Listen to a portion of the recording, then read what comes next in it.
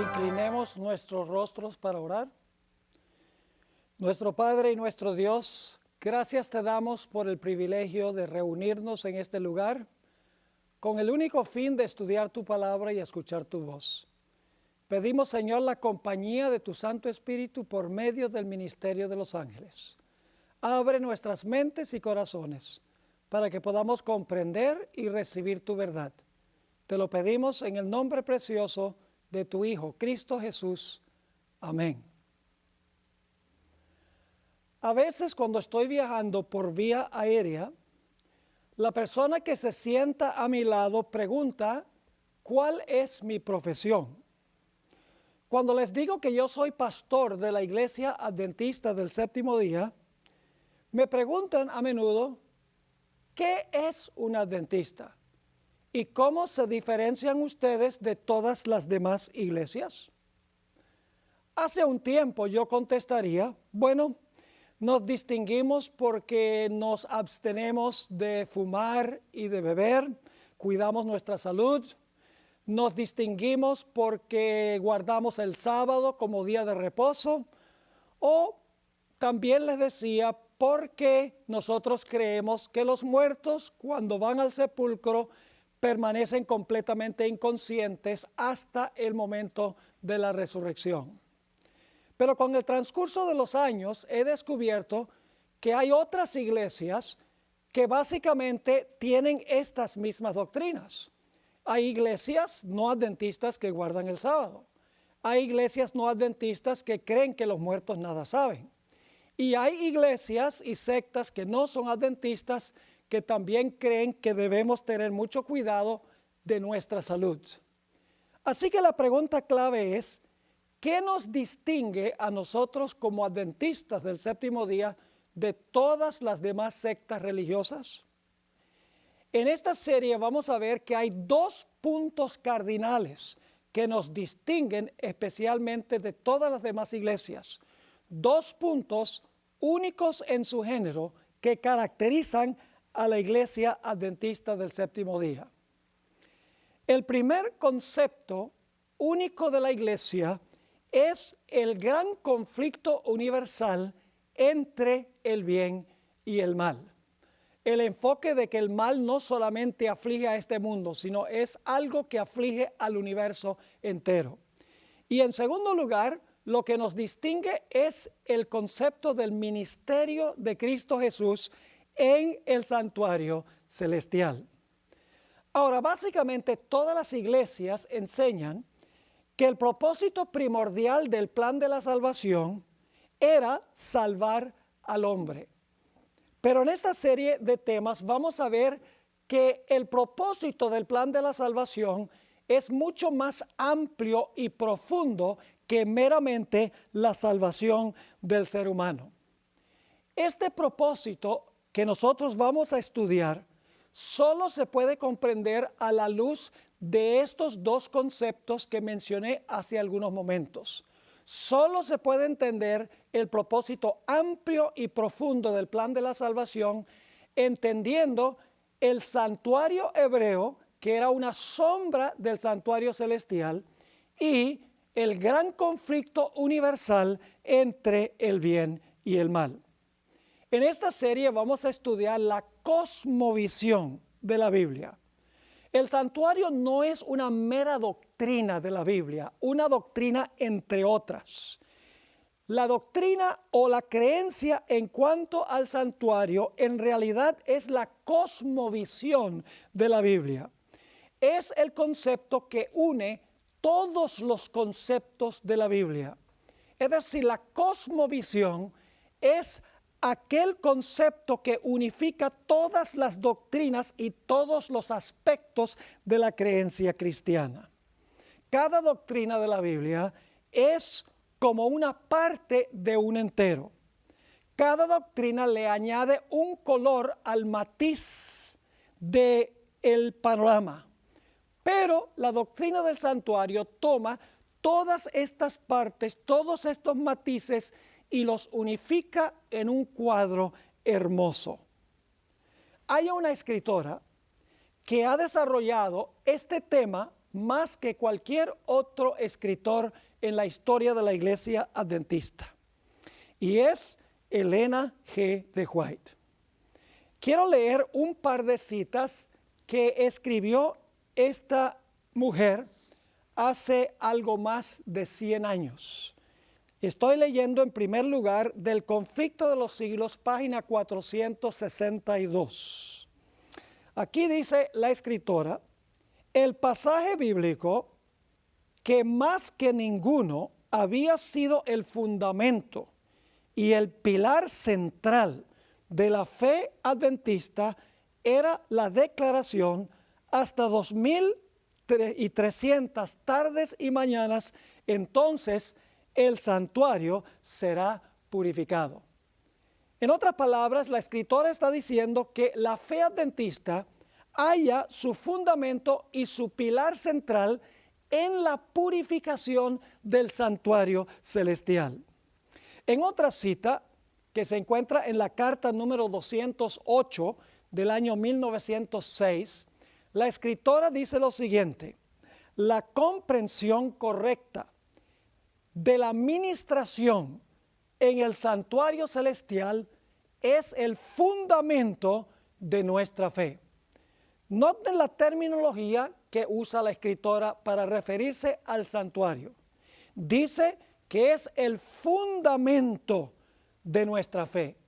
Y mencionó también que era el pilar central que sostiene toda la teología de la Iglesia Adventista o la cosmovisión bíblica.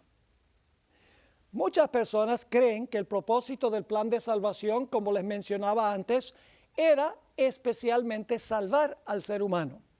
Pero quiero leerles una cita a donde la escritora nos explica que el plan de salvación tenía un propósito mucho más amplio y mucho más profundo, tomando en cuenta especialmente el punto que mencionamos del gran conflicto universal entre el bien y el mal y el concepto del santuario celestial.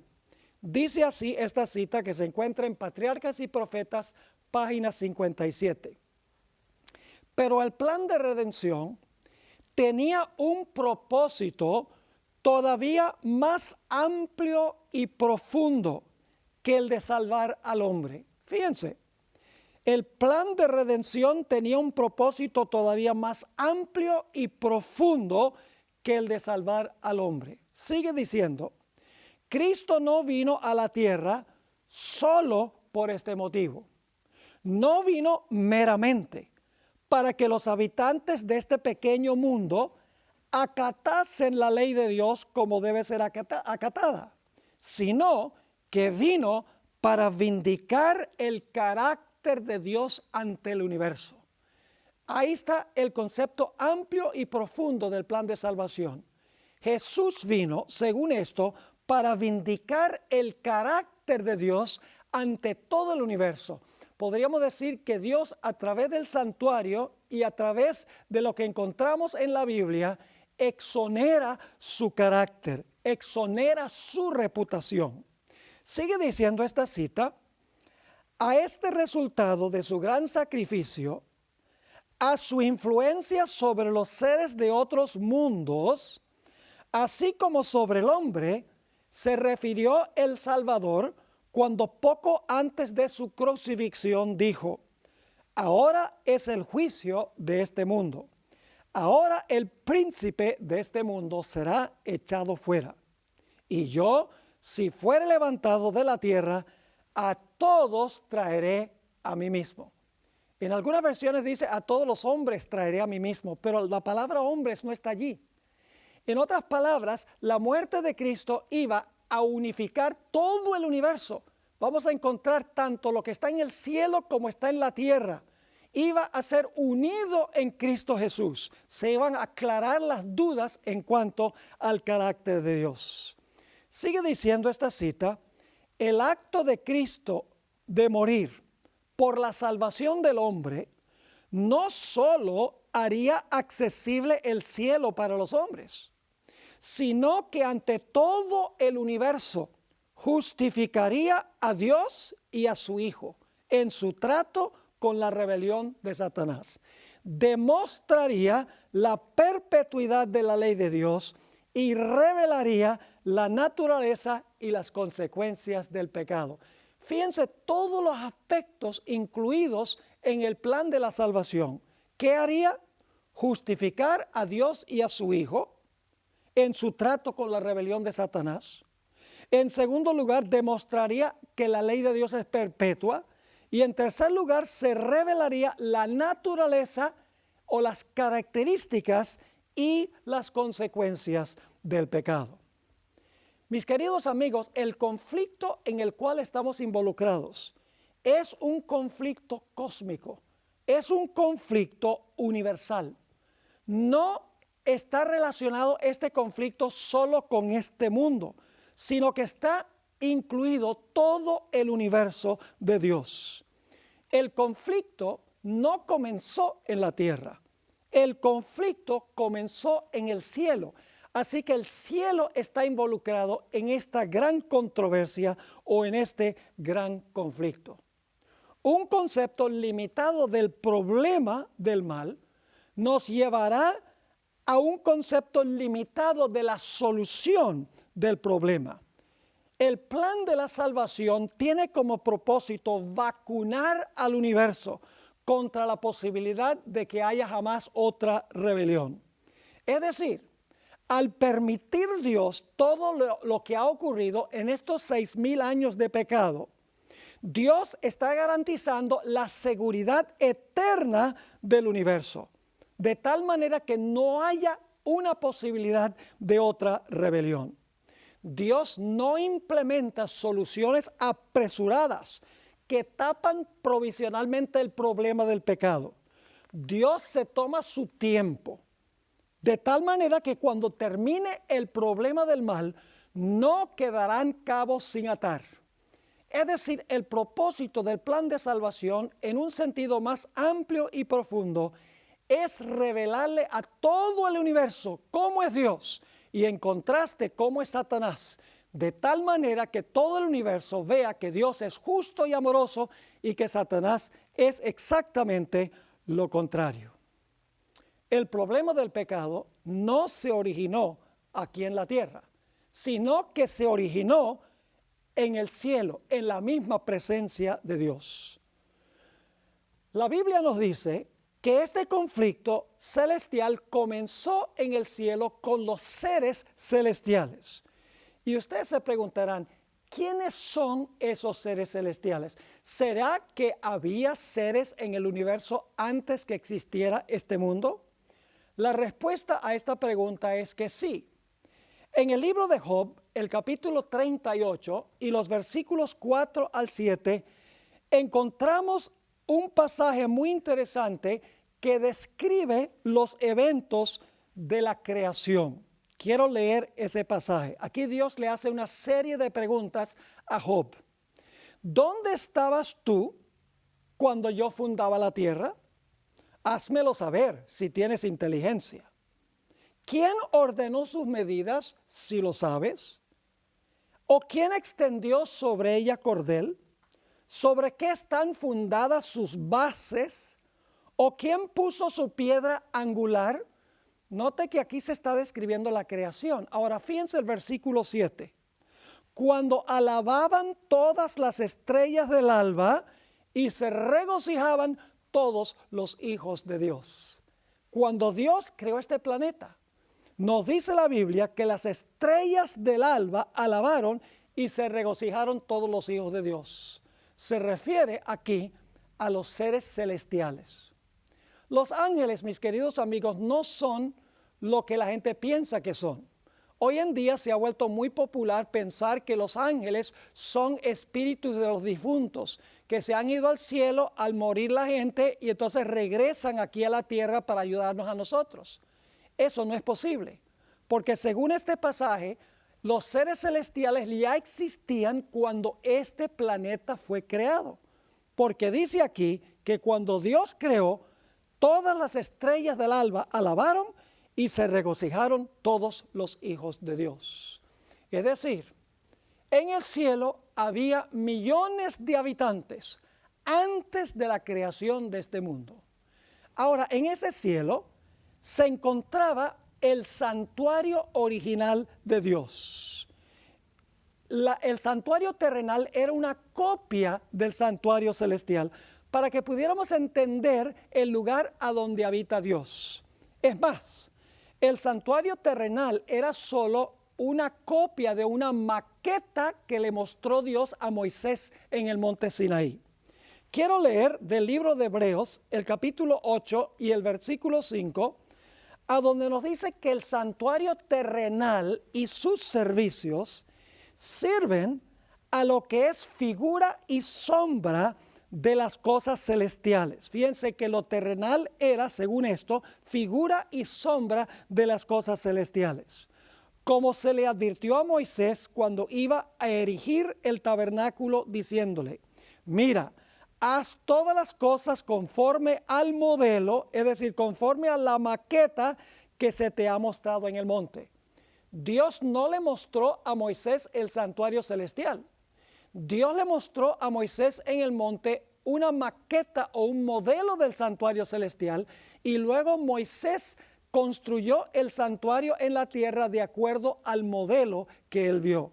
Pero el propósito del modelo era enseñar grandes lecciones en cuanto al santuario celestial, porque el terrenal era una copia del celestial en miniatura.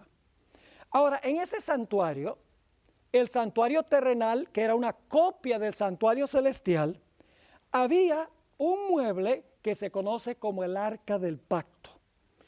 En Éxodo el capítulo 25, 19 y 20 se describe el Arca del Pacto, y en unos momentos voy a leer esos versículos, y allí nos dice que el Arca del Pacto tenía una tapa que se conoce como el propiciatorio, que representa el trono de Dios, y a cada lado del arca había un querubín cubridor. Leo ahora de Éxodo 25, 19 y 20. Dios está instruyendo a Moisés: harás también 2 querubines de oro, labrados a martillo. Los harás en los 2 extremos del propiciatorio. Propiciatorio es la tapa donde llegaba la Shekinah, la gloria de Dios, representando el trono de Dios. Versículo 19. Harás pues un querubín en un extremo y un querubín en el otro extremo. De una pieza con el propiciatorio harás los querubines en sus 2 extremos. Ahora escuchen la parte clave. Y los querubines extenderán por encima las alas, es decir, por encima del arca del propiciatorio, iban a extender sus alas, cubriendo con sus alas el propiciatorio, sus rostros el uno enfrente del otro, mirando al propiciatorio los rostros de los querubines. Es decir, en el santuario terrenal había un arca con una tapa, el propiciatorio, ahí se manifestaba la gloriosa presencia de Dios, y en cada lado había un querubín que con sus alas cubría el propiciatorio. Ahora, ¿qué representaba esto? Esto representaba en miniatura el trono sublime de Dios en los cielos.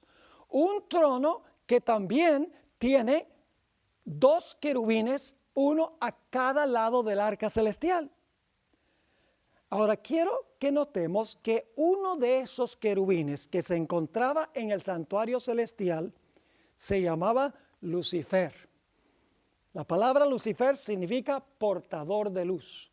Fue creado sin una sola mancha de pecado. Estaba en uno de los lados del arca, lo más cerca posible del trono de Dios. Era uno de los que cubría con sus alas la gloriosa presencia de Dios.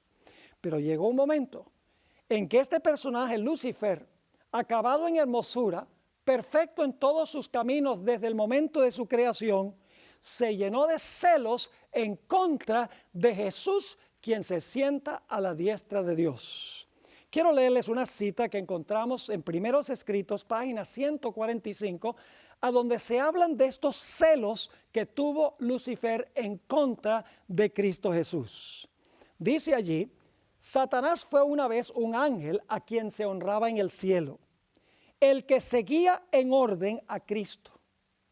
Su semblante como el de otros ángeles, era benigno y denotaba felicidad. Su frente, alta y espaciosa, indicaba poderosa inteligencia.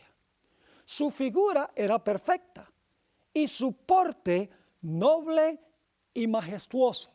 Así que primeramente se describe lo positivo en cuanto a este personaje, pero luego sigue diciendo la cita: pero cuando Dios dijo a su Hijo, es decir, cuando el Padre dijo al Hijo, hagamos al hombre a nuestra imagen, Satanás sintió celos de Jesús. Deseó que se le consultase acerca de la formación del hombre. Y porque esto no se hizo, se llenó de envidia, celos y odio. Deseó recibir los más altos honores después de Dios en el cielo.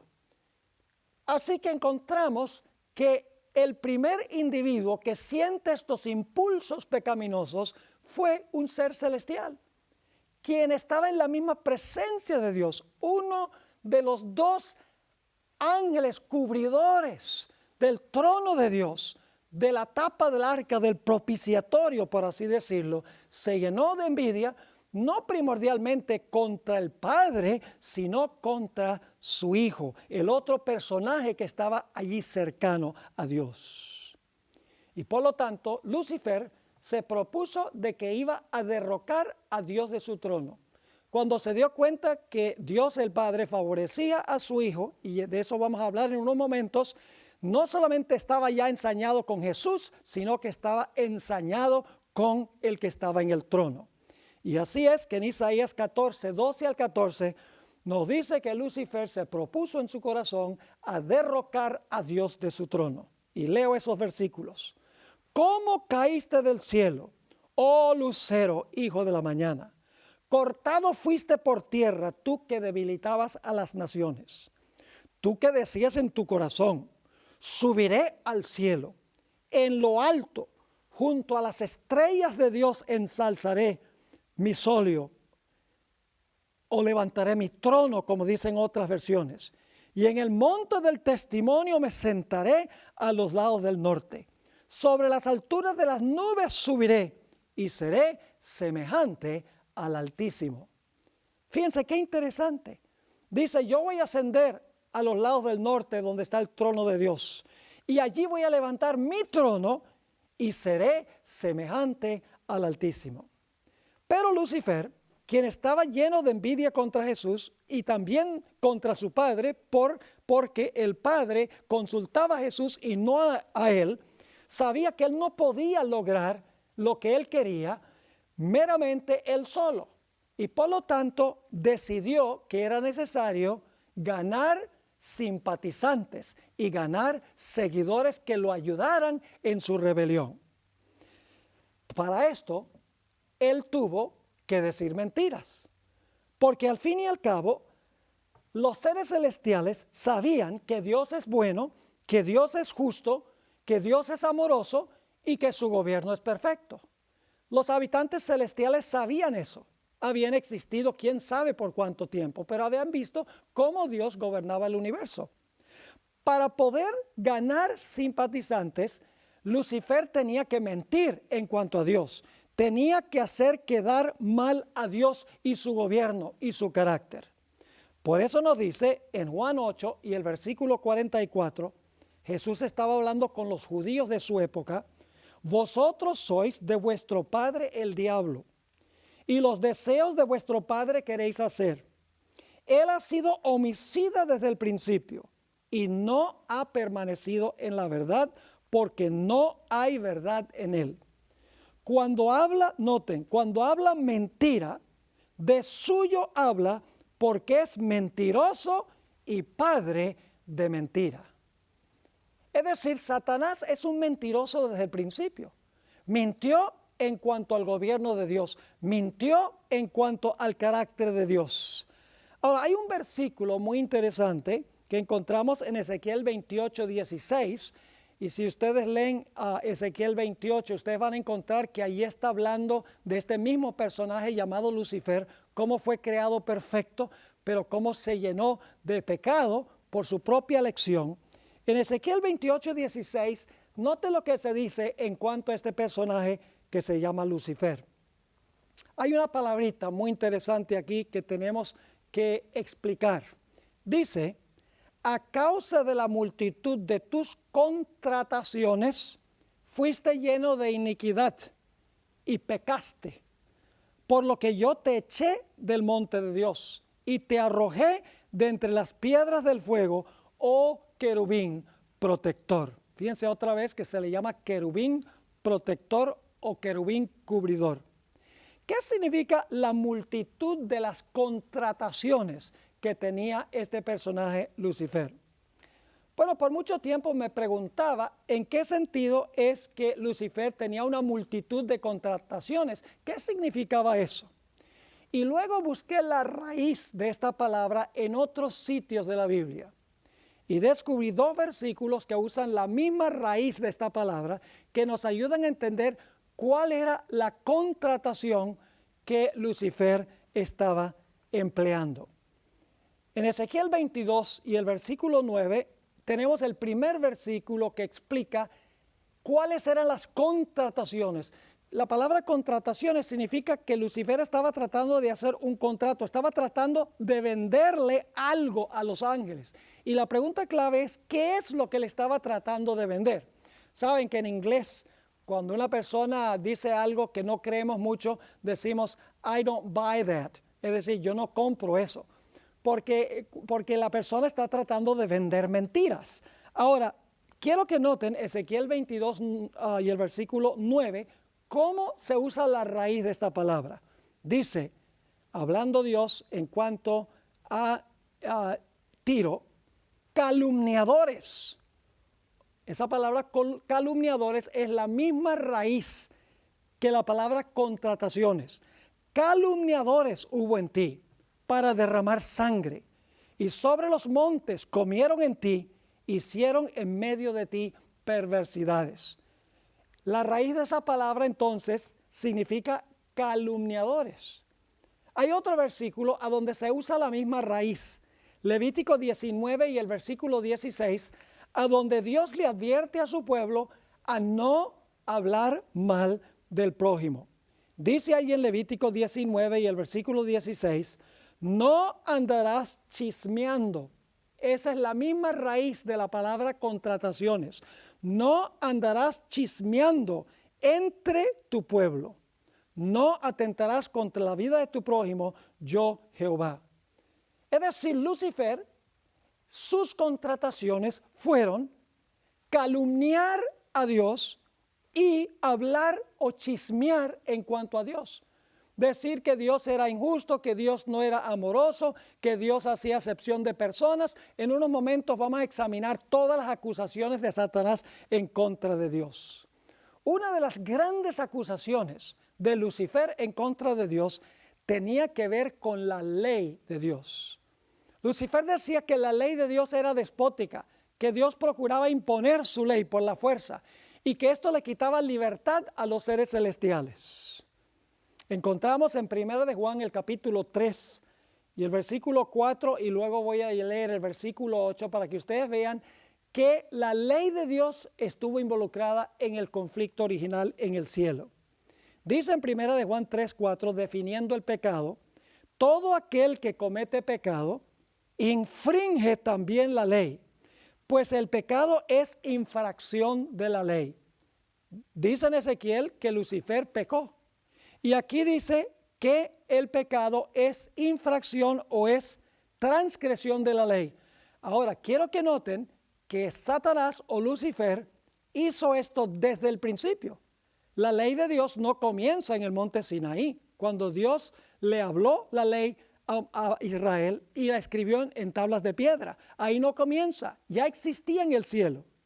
Sigue diciendo el versículo 8, el que practica el pecado es del diablo, porque el diablo peca desde el principio. Podríamos decir que el diablo transgrede la ley de Dios, es decir, viola o pisotea la ley de Dios, no desde el monte Sinaí, sino desde el principio.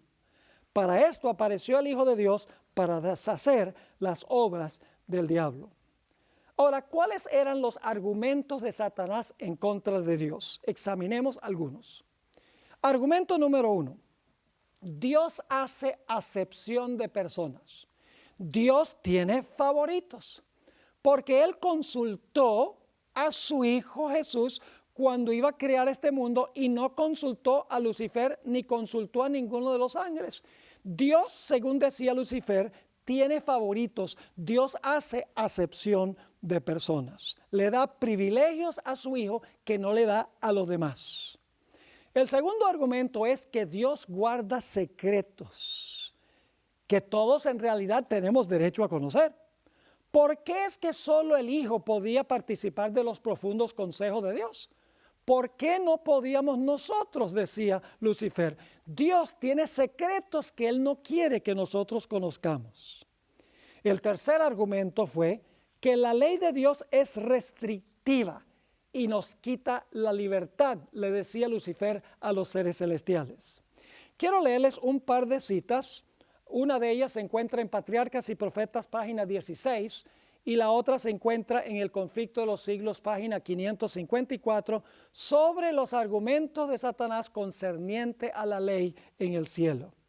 Dice allí en Patriarcas y Profetas: principió por insinuar dudas acerca de las leyes que gobernaban a los seres celestiales, sugiriendo que aunque las leyes fuesen necesarias para los habitantes de otros mundos, los ángeles, siendo más elevados, no necesitaban semejantes restricciones, porque su propia sabiduría bastaba para guiarlos. Fíjense qué interesante. Empezó a criticar las leyes que gobernaban a los seres celestiales, que las leyes podían ser necesarias para los habitantes de los mundos porque ellos no eran tan exaltados como los ángeles, pero que los ángeles, siendo más elevados, no necesitaban estas restricciones, que su propia sabiduría siempre los llevaría a hacer el bien. Sigue la cita. Los ángeles no eran seres que pudieran acarrear deshonra a Dios. Todos sus pensamientos eran santos, y errar para los ángeles era tan imposible como para el mismo Dios. La exaltación del Hijo de Dios como igual al Padre fue presentada como una injusticia cometida contra Lucifer. Ya comentamos sobre eso. Quien, según se alegaba, tenía también derecho a recibir reverencia y honra. Si este príncipe de los ángeles pudiese alcanzar su verdadera y elevada posición, ello redundaría en grandes beneficios para toda la hueste celestial, pues era su objeto asegurar la libertad de todos.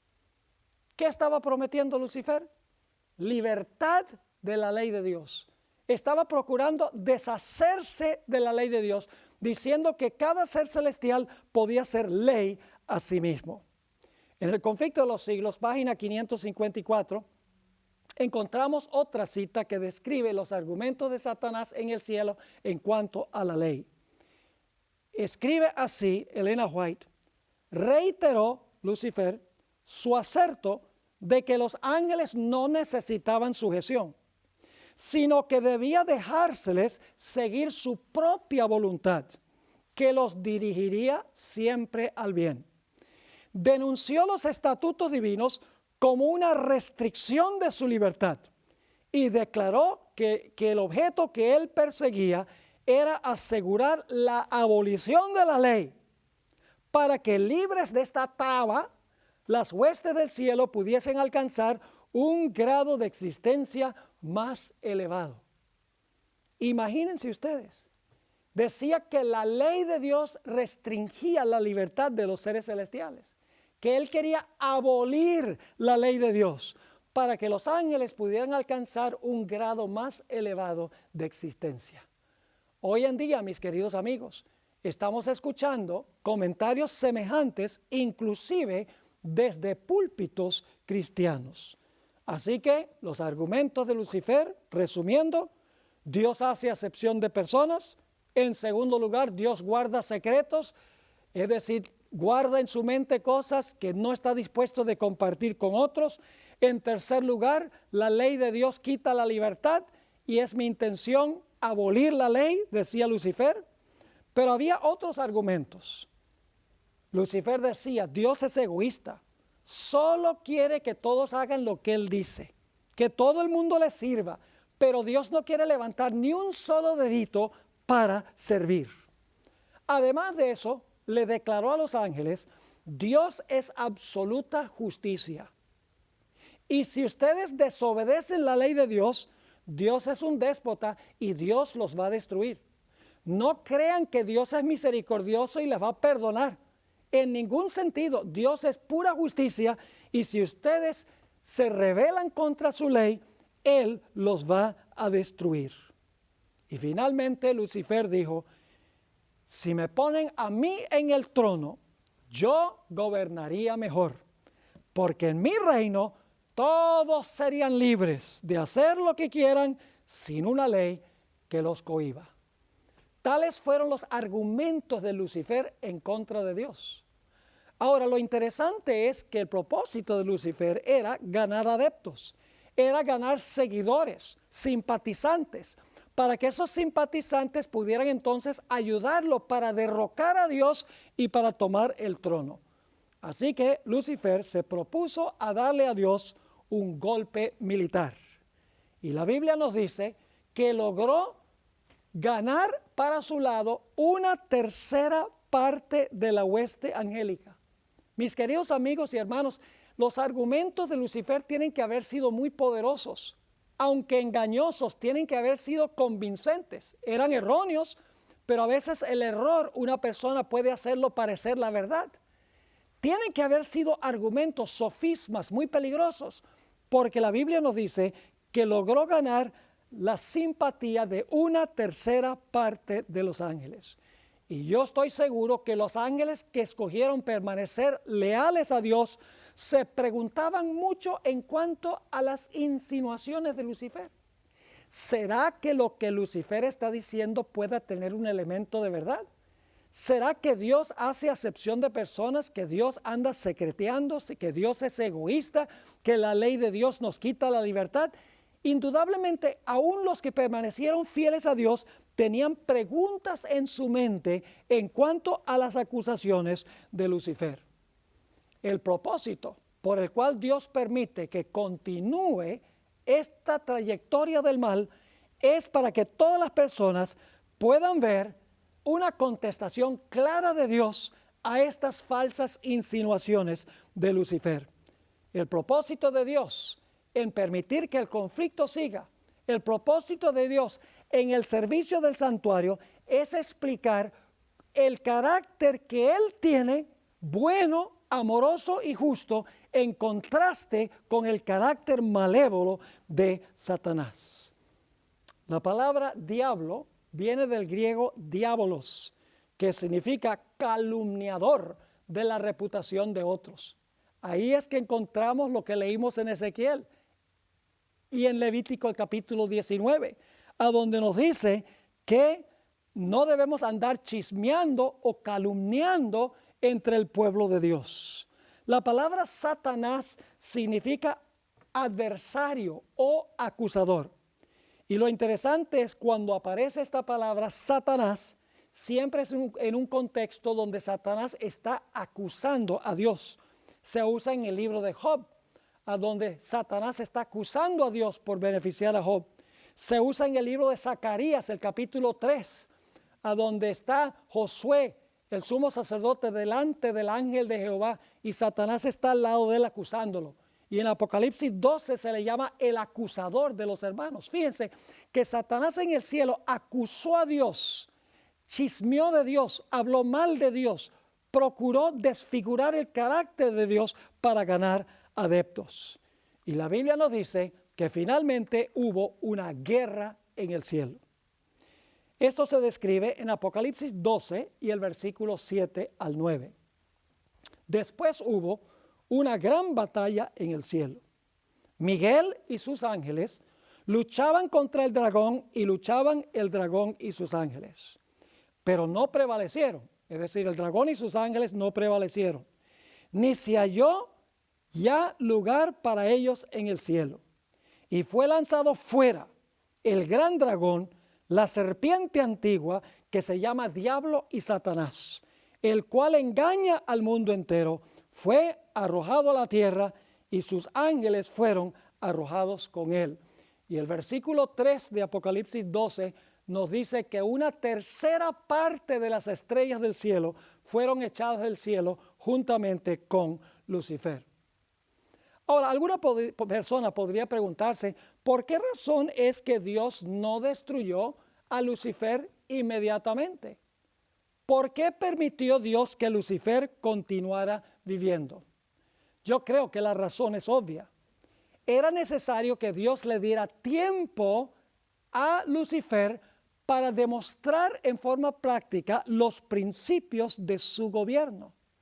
Es decir, Satanás debía darse la posibilidad de implementar sus planes y sus métodos para que todo el universo pudiese ver el fruto del estilo de gobierno que él quería implementar a nivel de todo el universo. Si Dios hubiera destruido a Lucifer inmediatamente, los seres celestiales probablemente hubieran servido a Dios por temor, porque hubieran dicho, fíjese, Lucifer dijo que Dios es pura justicia, que si alguien lo contraría, Dios lo destruye, y fíjese, Lucifer contrarió a Dios y mira, Dios lo destruyó. Los seres celestiales tal vez hubieran continuado sirviendo a Dios, pero le hubieran servido por temor y no por amor. Y además de eso, siempre hubiese existido la posibilidad de otra rebelión. Así que Dios sencillamente dijo, yo voy a permitir que Lucifer implemente sus planes de gobierno. Yo voy a permitir que él exhiba la clase de gobierno que él quería implementar. Y cuando todos vean el contraste entre el estilo de gobierno de él y el estilo de gobierno mío, todos se darán cuenta que mi estilo de gobierno es el mejor. El problema es que Satanás fue echado del cielo, pero no tenía un cuartel desde el cual él podía desarrollar los principios de su gobierno. Necesitaba tener una capital, por así decirlo, con seres a donde él pudiera implementar el estilo de gobierno que él decía que era mejor que el gobierno de Dios. Por eso la Biblia nos dice que Dios, a través de su Hijo, decidieron seguir adelante con el plan de crear a nuestros primeros padres, a Adán y a Eva. ¿Podría Dios haber dicho, no, este asunto de la rebelión de Lucifer debe llevarnos a cambiar el plan? No hagamos al hombre y a la mujer. Pero Dios decidió continuar con el plan.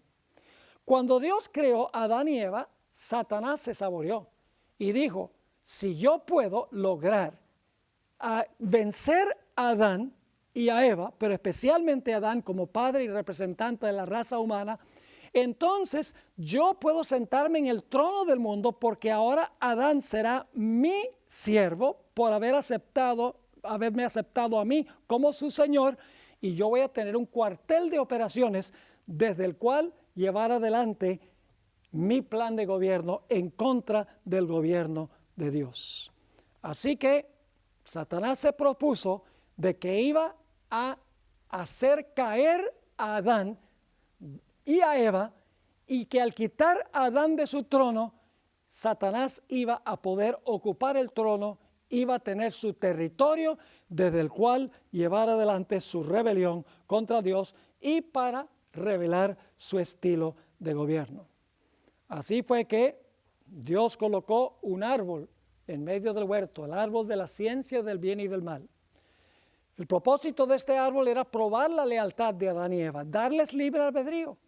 Dios les dijo, yo quiero que ustedes escojan servirme, porque el amor exige que se tenga libre albedrío. Así que yo coloco el árbol.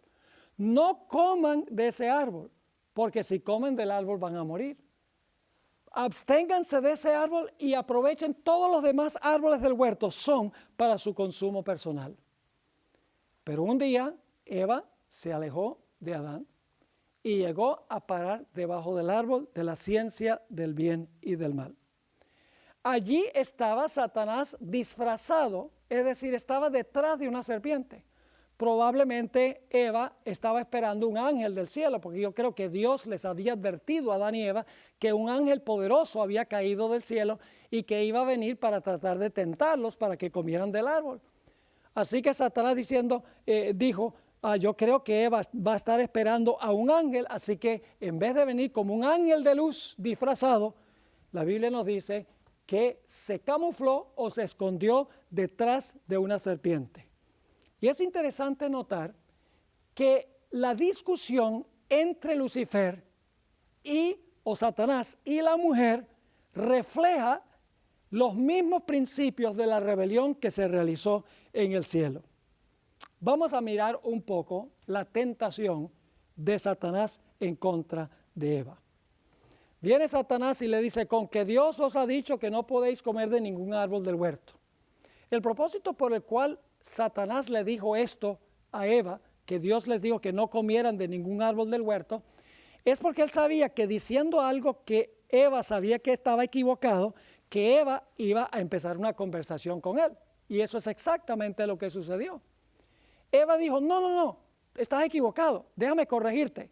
Dios dijo que podíamos comer de todos los árboles del huerto, pero nos dijo que si comíamos de este árbol en particular, íbamos a morir. Fíjense que el diablo lo que quería era comenzar una conversación y tuvo éxito, haciendo una declaración falsa de que Dios había prohibido que comieran de cualquier árbol del huerto. Eva ahora lo corrige y dice, no, Dios dice que podemos comer nosotros de todos los árboles del huerto. Y ahora Satanás, después que fue echado del cielo, ya no es Lucifer, es Satanás, ahora Satanás le dice a Eva, no moriréis. Ahora, cuando él le dice eso a Eva, indudablemente se crea una confusión en la mente de Eva. Porque Eva está pensando, Dios dijo que si comíamos del árbol, íbamos a morir. Ahora la serpiente me está diciendo que si comemos del árbol no vamos a morir. Y por lo tanto Eva ahora piensa, si no vamos a morir, como dice la serpiente, ¿por qué entonces fue que Dios nos dijo que sí nos íbamos a morir? Es decir, el diablo le plantó a Eva una pregunta y vamos a encontrar que enseguida le tenía la respuesta. La pregunta que le sembró a Eva es, ¿por qué si no vamos a morir nos dijo Dios que sí íbamos a morir?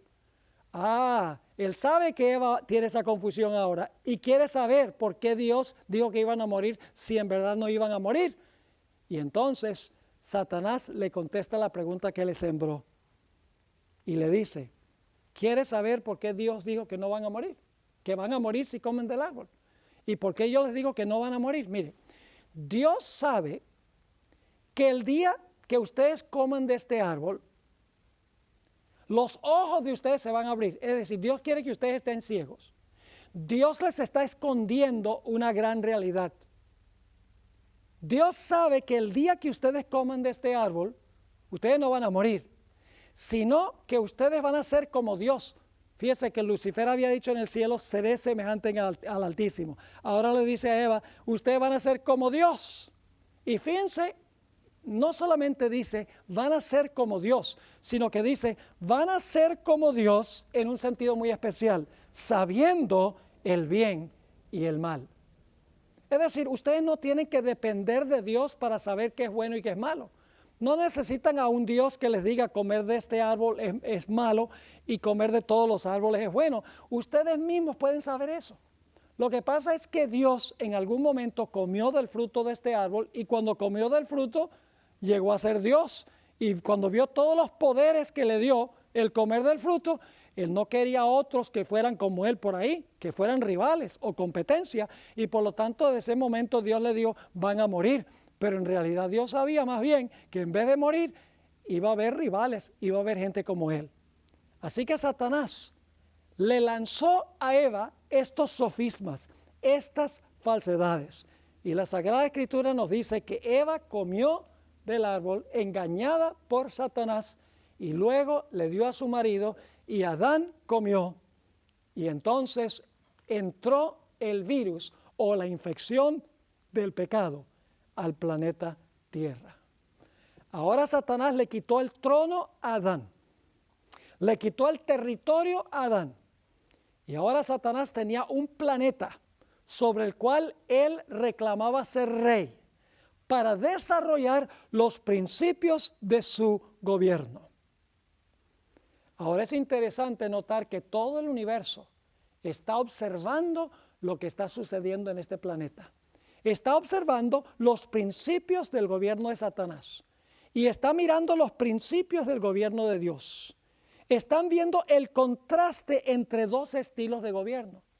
Y cuando termine el mal, todo el universo estará de acuerdo de que el gobierno de Dios es bueno, amoroso y justo, y que el gobierno de Satanás es lo contrario. Nunca el universo hubiera sabido esto si Dios hubiera destruido a Lucifer enseguida. Si Dios no hubiera permitido que el pecado continuara madurando y produciendo su fruto, siempre habrían existido dudas y preguntas en las mentes de los seres celestiales. El propósito de Dios en permitir que el mal madure es para que todo el universo pueda ver el contraste entre el carácter de Dios y el carácter de Satanás, y finalmente todos confiesen que Dios es bueno y justo y amoroso, y Satanás es malo, injusto y falto de amor. El universo está observando el estilo de gobierno de Dios y de Satanás. Y Dios quiere que todo el universo vea el contraste entre los dos sistemas. Quiero leer en los pocos minutos que nos quedan algunos versículos que indican que el cielo está involucrado en este conflicto y está observando lo que está sucediendo. 1 Corintios, el capítulo 4 y el versículo 9 es muy interesante. Estoy leyendo ahora de la Nueva Versión Internacional, donde dice lo siguiente: porque según pienso, Dios nos ha exhibido a nosotros los apóstoles al final de la procesión como a sentenciados a muerte, pues hemos llegado a ser espectáculo. La palabra espectáculo en el griego es theatron, es decir, teatro. Lo que se está viendo es una película. Ahora, ¿quiénes están viendo esta película? Dice aquí que los apóstoles han llegado a ser una película o han llegado a ser un teatro. ¿Un teatro a quiénes? Seguimos leyendo.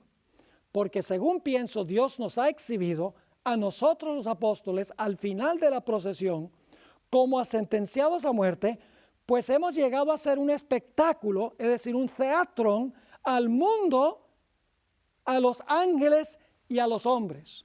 Otra versión es más clara, dice: hemos sido hechos espectáculo al universo entero, a los ángeles, al igual que los hombres. Dios tiene no solamente que reconciliar consigo las cosas en la tierra, tiene que reconciliar consigo las cosas en el cielo. En Colosenses 1, 19 y 20 nos dice: por cuanto agradó al Padre que en Él, es decir, en Jesús, habitase toda plenitud, y por medio de Él, por medio de Jesús, reconciliar consigo todas las cosas. Ahora fíjense, así las que están en la tierra como las que están en los cielos, haciendo la paz mediante la sangre de su cruz. Fíjense, dice aquí que Dios está no solamente reconciliando consigo las cosas de la tierra, sino también las cosas que están en los cielos. El cielo está muy cercanamente vinculado con la tierra.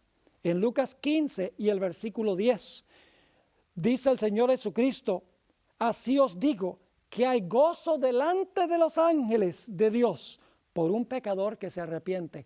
Un evento terrenal que tiene repercusiones celestiales. Los ángeles están mirando y se gozan cuando un pecador se arrepiente. Dios va a confesar los nombres de los seres humanos fieles delante de los ángeles.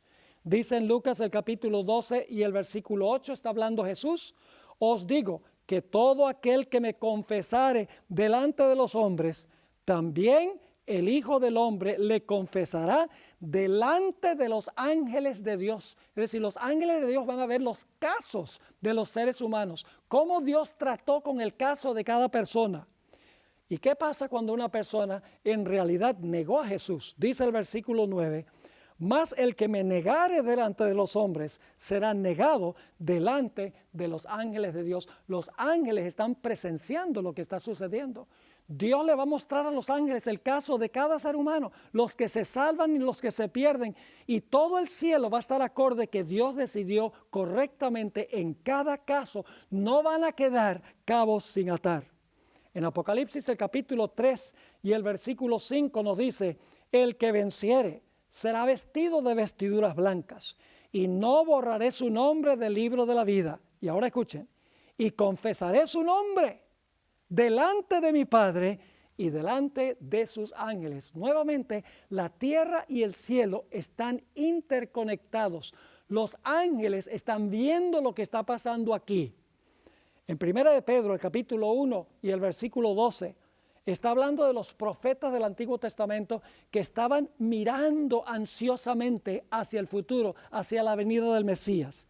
Y dice allí, a estos, es decir, a los profetas, se les reveló que no para sí mismos, sino para nosotros administraban las cosas que ahora os son anunciadas por los que han predicado el Evangelio por el Espíritu Santo enviado del cielo.